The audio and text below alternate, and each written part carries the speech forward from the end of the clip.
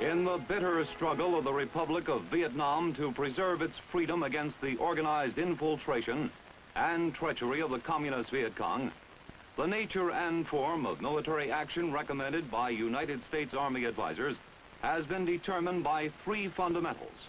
First, the nature and form of enemy action.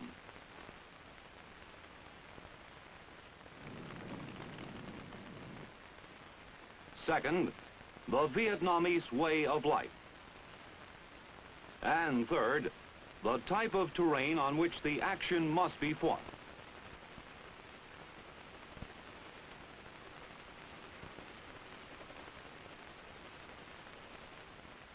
The question became how to carry this guerrilla-type war to the guerrillas in their shifting strongholds, off in the vast delta land, off in the plateau's jungle, off in the mountains' tangle.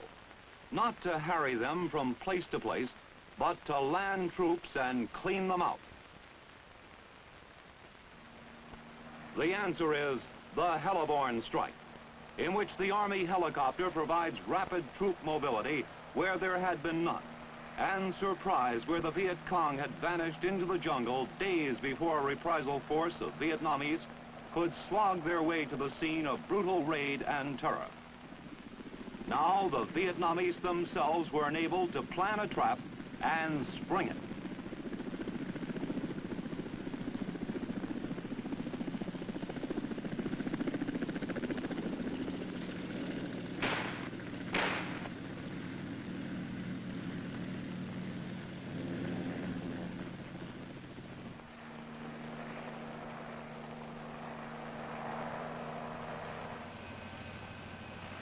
What type of helicopters have been selected for this swamp fire action?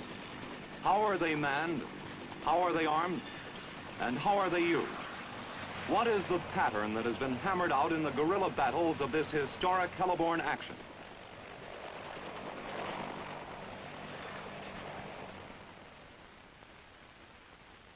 The H-21 troop carrier. Troop carrier is the big twin-rotor H-21. When the Vietnamese division commander schedules a strike, 10 Vietnamese soldiers with their battle equipment are allotted to each aircraft.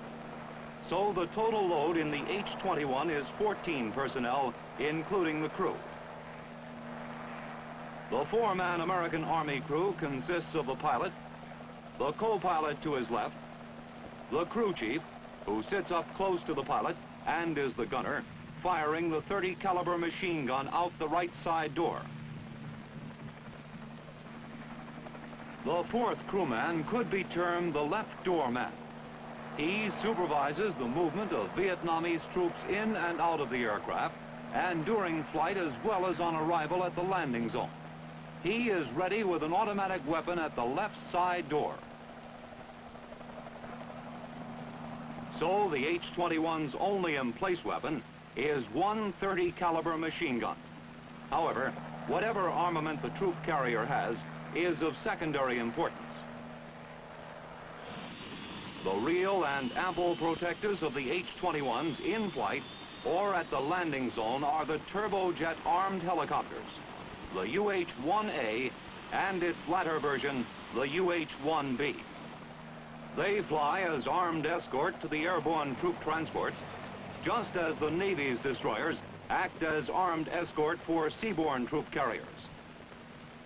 Both the UH-1A and the UH-1B have an American Army crew of 4 and a Vietnamese observer whose duty is to distinguish between Vietnamese and Viet Cong troops on the ground. Americans are no longer forbidden to fire unless fired on, but it is still good tactics to keep the Viet Cong under constant surveillance, and when threatened with attack, to overwhelm the enemy with prompt, devastating bursts of retaliatory fire.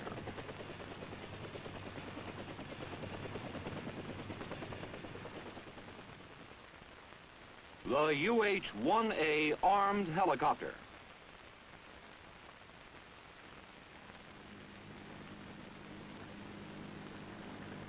The UH-1A crew consists of pilot and to his left the gunner co-pilot with a crew chief and a gunner at the ammunition trays as loaders.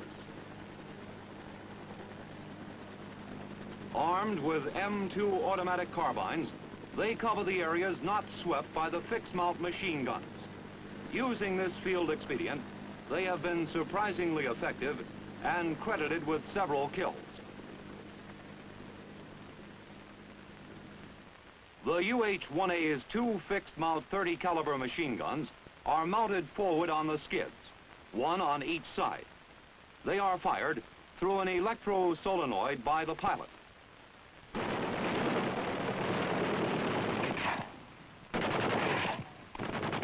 However, it had become evident early in the Vietnam type of operation that the target was not so much enemy soldiers as an area of vegetation in which enemy soldiers were skillfully hidden, rising to fire, then disappearing into dense cover.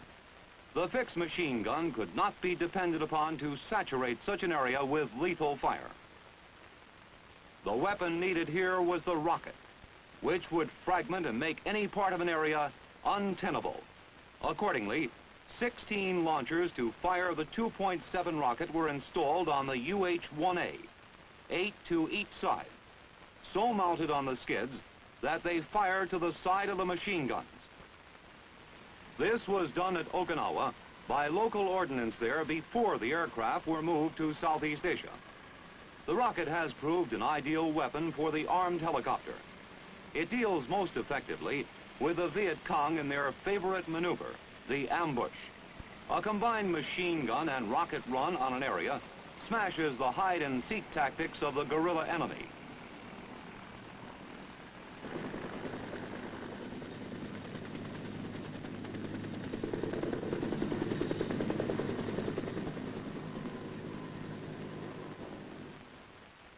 The UH-1B armed helicopter. When the UH-1B arrived from its manufacturer in the United States, it was apparent that its machine gun armament was designed for effective fire at all angles.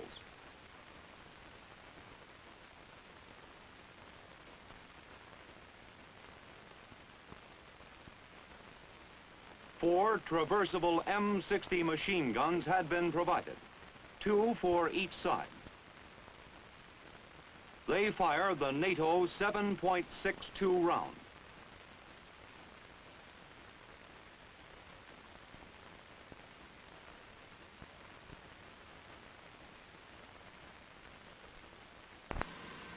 The gunner co-pilot aims and fires through a movable type sight with a trigger set in the handle.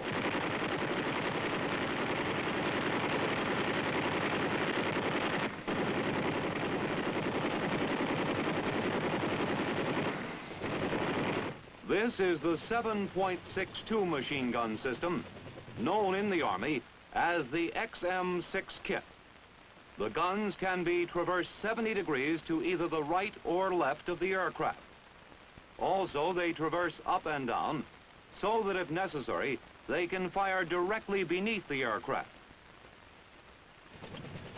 But while the UH-1B's machine gun system was a tremendous improvement over that of the UH-1A's, a rocket system was lacking.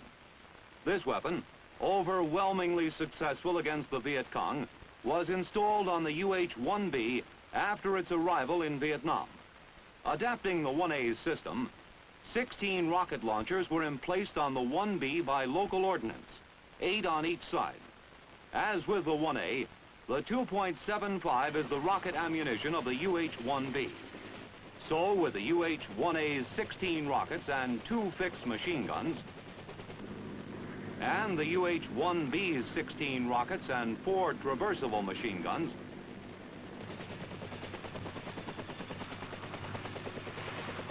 these armed helicopters were now ready and able to carry the fight to the hundreds of communist cells maintained by the Viet Cong in jungle, forest, and delta. The battle has not been without its casualties to those on freedom's side. To take care of these, 5 UH-1As are on duty with the 57th Medical Detachment.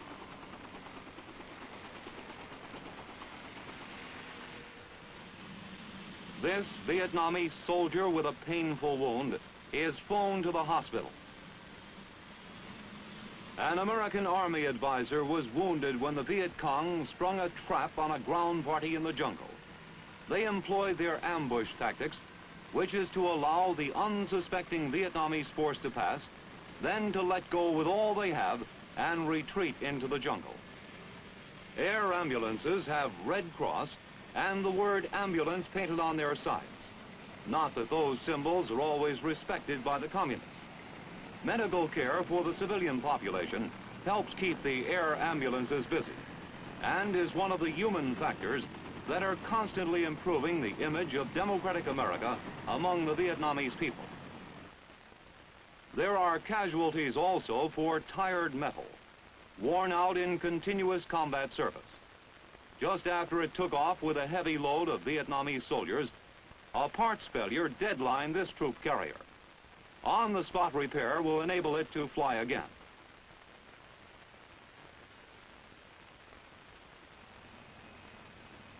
In another action, an H-21, bringing in its load of troops, settled down on what looked to be solid earth, mantled with grass which seemed to wave a welcome. Beneath the grass was the sharp edge of a drainage ditch, and when the H-21 hit that, it careened over on its side and stayed there. An H-37 could have carried it back to base camp, but there being no H-37 in South Vietnam, the big ship was stripped of all parts that might prove of value to the enemy or of value to the U.S. Army. When nothing was left but the shell, that too was denied the enemy. It was doused with napalm and reduced to a cinder. A hellborn strike.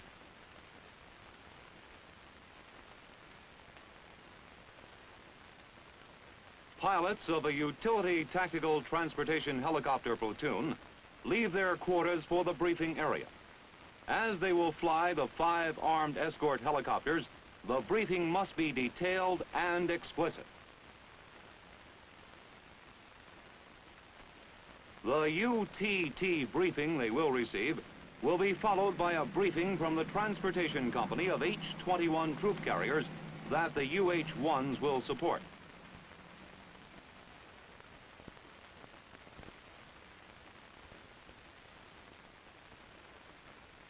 The operations officer will give the briefing for today's strike.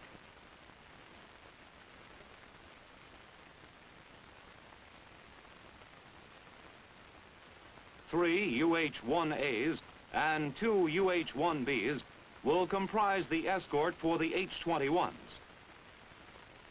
After the Vietnamese troops have been landed, all aircraft will return to the loading zone to rearm and refuel.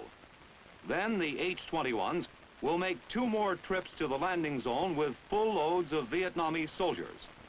The 5 UH-1s will support them as before. Now with the H-21s at the loading zone. There is an early morning briefing by the H-21 company commander prior to the first flight. Flight routes and formations are discussed. All frequencies and call signs remain the same. Vietnamese who are to act as flight observers on the UH-1s are also carefully briefed. And the H-21 troop carriers take on their loads of Vietnamese soldiers.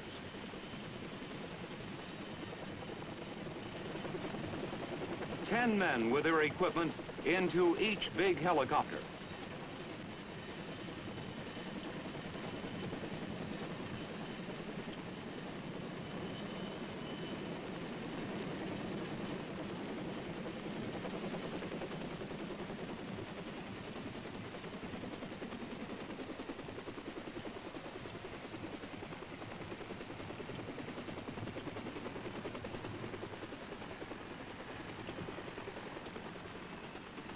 The armed escort takes off, alert to cut down any Viet Cong who may be hiding in the ever-present jungle.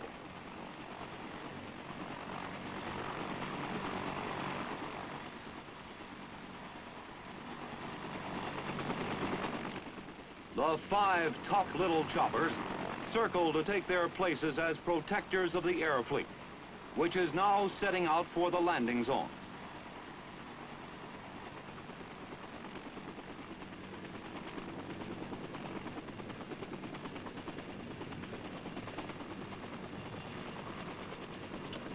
and the pattern of flight begins to evolve.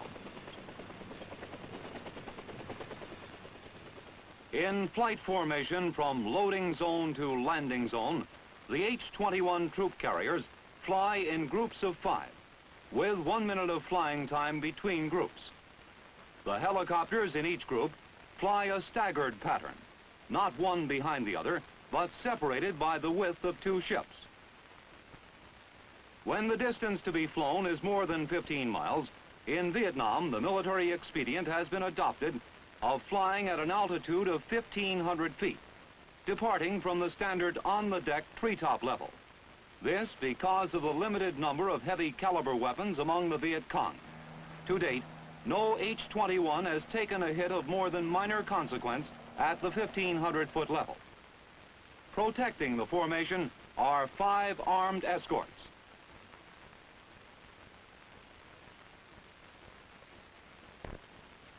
Two of them escort the leading serial, parallel to the last H-21 of the group, and about 300 yards away on either side.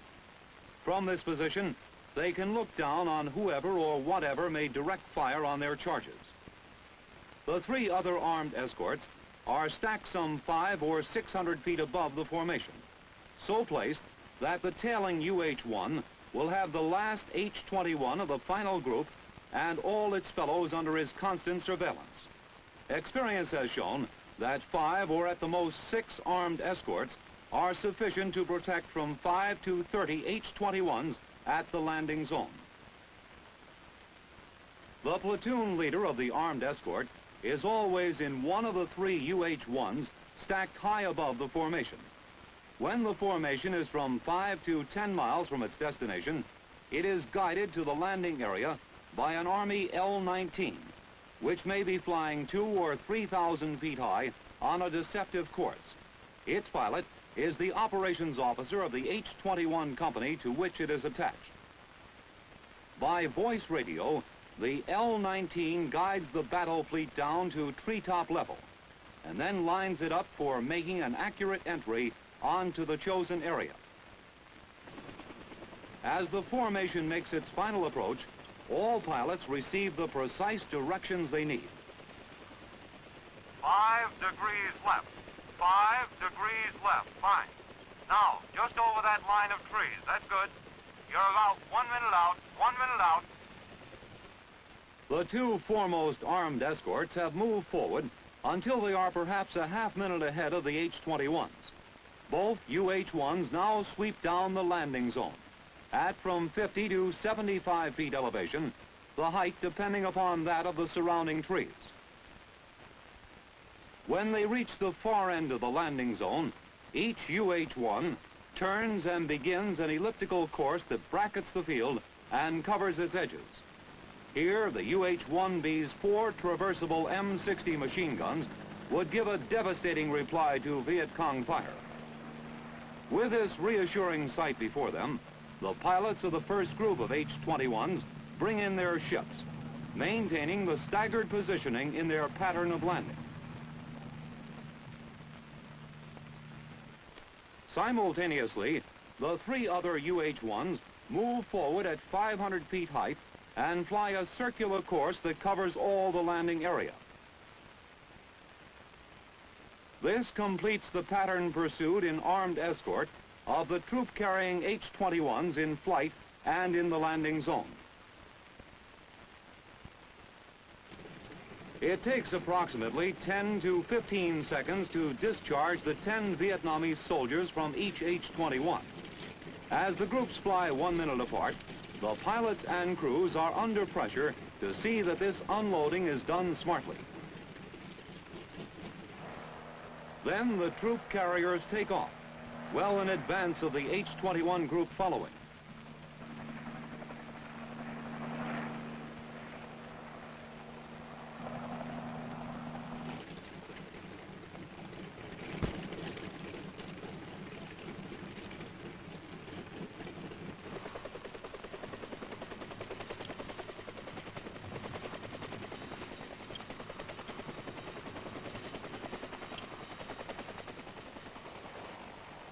Now let's suppose that one H-21 is fired on when coming in and landing. Chalk 3, receiving fire from the left, receiving fire from the left. Chalk 3 reporting fire from the left. The low-flying UH-1B closest to the Chalk 3 H-21 receives the platoon leader's command. Red 2, direct fire on area to left of Chalk 3. Repeat, direct fire on area to left of Chalk 3. Then join us upstairs. The UH-1B makes its run on the Viet Cong's hiding place. The gunner traversing the machine guns pours fire into the area.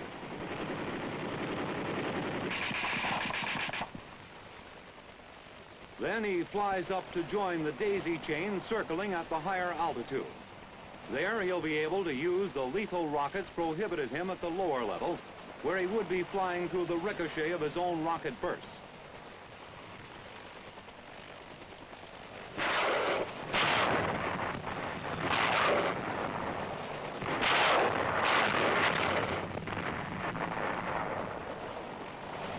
The UH-1B on the other side of the landing zone continues to cover his assignment until all the H-21s have left the area.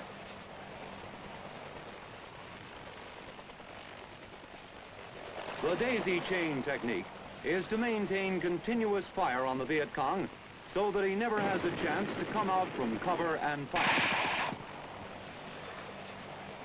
This pattern of protective fire has been extremely effective.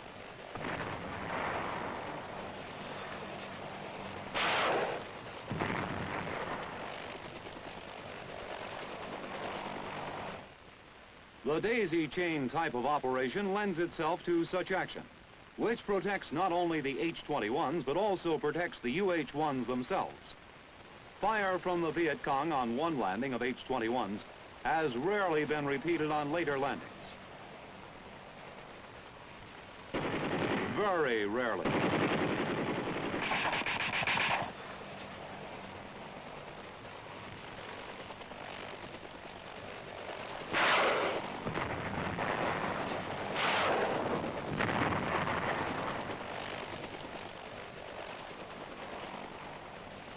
As for the armed helicopters themselves, they have taken many hits, but only one of these tough airborne artillery batteries has been put out of action by enemy fire. So as the lurking enemy is being blasted, and with ground troops landed to mop up, the heliborne action is being won.